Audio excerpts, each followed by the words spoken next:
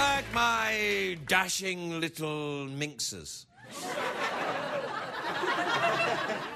My next guest tonight is a six-time Emmy nominee for the TV classic St. Elsewhere. He also stars in the new reality show Living with Ed, which has special airings next week every night at 7 o'clock on HGTV. Take a look at this. Ed usually wakes up first, and it's impossible to be asleep when Ed wakes up. He is like an elephant. He has a natural energy that should be bottled. I'm making toast. So when I ride this bicycle, I'm generating power that goes down to the battery array where it's stored. I'll have to ride for 10 minutes because that's making about 240 watts when I'm riding hard. Sweetie? What? You want some toast? No, thanks. Please welcome Ed Begley Jr., everybody.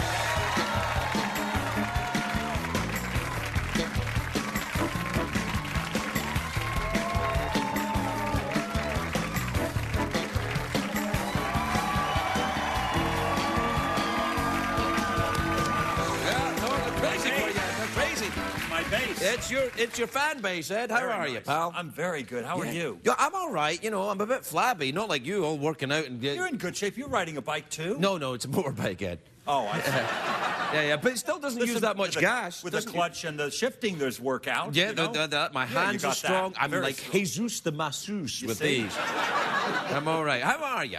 Very good. Yeah, did you bump into Tandy Newton at any point? I'm a big fan. I loved her in Beloved. I've loved her in lots of things. Her name means beloved, you know. I just heard that. I was very surprised. I wasn't. No. You know, I tell you what, though, it's very difficult. Now that it's just you and me, it's very difficult to keep your act together when a woman looks like that and you're talking to her. She's gorgeous. It's hard to focus. And you were very good. You made eye contact. You weren't looking down. You were looking right. I tried. Actually, I've got my special glasses on. It's every time she looked at the audience, I was like, oh, my God. Yeah. As long as you didn't have the mirrors on the shoes. Yeah, oh, no. That's not good. No, that's bad. How are you doing in the reality show? Is it okay having cameras around your house? It's a dream job, Craig. It really is. I don't have to leave my house. I don't have to wear makeup or learn lines. It's pretty good. Yeah, well, that's... Apart from the makeup, I'm good with that. Yeah, I'm the same. What about the... You're still really on the environmentalism thing. You're like a pioneer for this stuff. When did you first get your first electric car? 1970, I bought my first electric car. Oh, my Lord. Did they even make them? They weren't much back then. They were like a golf cart with a windshield wiper and a horn. Right. It didn't have a steering wheel. This is the truth. It's a Taylor-Dunn. People want to look up Taylor-Dunn. You can see it's a car. They still make them today. It's like a little security car. It had a tiller. It didn't have a steering wheel. Really? So you were like... Yeah, like that. Oh, that's nice. It had a top speed of 15 miles an hour.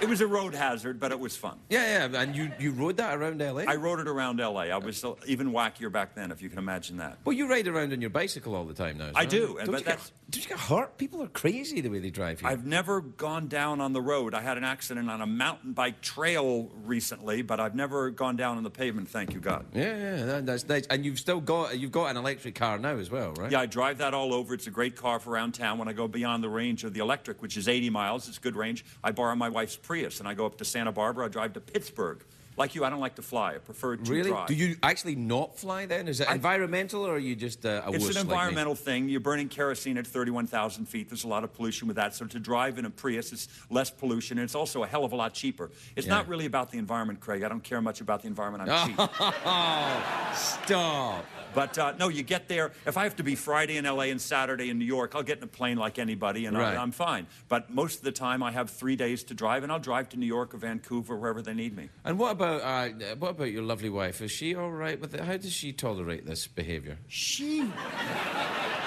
has a little different point of... It was bait and switch, to be honest. Before, when we were dating, you know, I love the environment. Ed, finish your tofu. We got to catch the bus to get to the environmental event. Okay? Nice, yeah. But then the minute that the ring went on the finger, you know, I'm going to steak and limo ride. And don't bother waiting up. We're going to go buy Chippendales after. You know, I mean, it's like...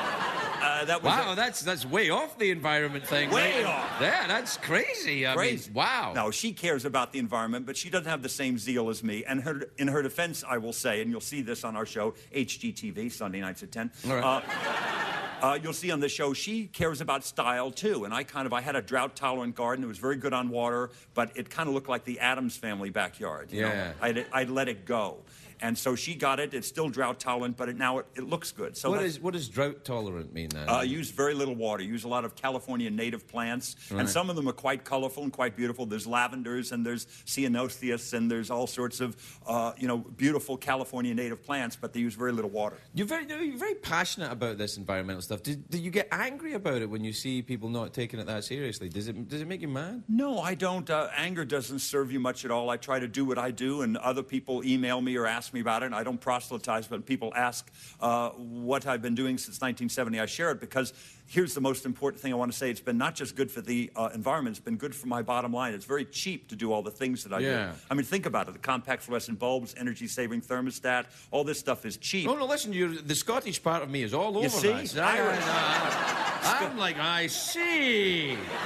Crazy like a fox, Begley Jr. Yep. Yeah. Think about riding a bike, public transportation, taking the bus, home gardening, composting. No, I get it. All very cheap. I mean, it's funny because for a long time, maybe, people were looking at you like, Ed's crazy Ed with his environmental stuff. And now it's much more mainstream. Mainstream. Do you get people from Hollywood calling you about it? Do people call you for advice about it? Yeah, a lot of people have. Danny DeVito's a good friend. He's called me, and lots of other people, good friends of Don Henley's a good friend. They call me about these things from time to time, and I share what I've learned over these years. But I urge everybody, it's not just for people who have a lot of money, movie stars or TV stars. You pick the low-hanging fruit first, do the stuff that's the cheapest and easiest, then you move up if you have the budget to big ticket items like a hybrid car, like solar panels. No, listen, God bless you, Ed, and well done for sticking with it and being ahead of the curve on this. It's always a pleasure to talk with you. Ed Begley Jr., everybody. We'll be right back with Lady Summer.